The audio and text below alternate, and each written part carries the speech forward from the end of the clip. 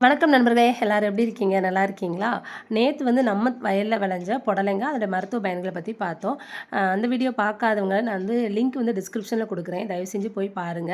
இன்னைக்கு நம்ம என்ன பார்க்க போறோம்னா, நம்ம வயல்ல விளைஞ்ச வாழைப்பழத்த பத்தி பார்க்க போறோம். பச்சை வாழைப்பழத்த பத்தி பார்க்க போறோம். அதோட மருத்துவ பயன்கள் என்னன்னு பார்க்க போறோம். ஸோ வீடியோவ ஸ்கிப் பண்ணாம பாருங்க.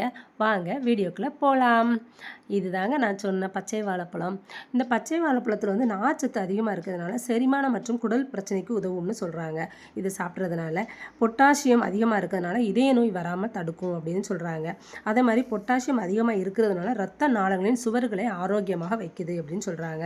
Protein, iron, sodium, phosphorus, carbohydrate இதெல்லாம் அதிகமாக இருக்கிறதுனால பச்சை வாழைப்பழத்தை நம்ம டெய்லி ஒன்று எடுத்துக்கிட்டால் நல்லதுங்க.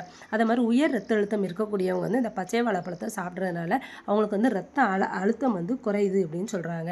இதில் வந்து கிளைசிமிக் இண்டெக்ஸ் வந்து குறைவாக இருப்பதனால குளுக்கோஸ் அளவு வந்து அதிகரிக்காது. ஸோ சுகர் பேஷண்ட்ஸும் சாப்பிடலாம்.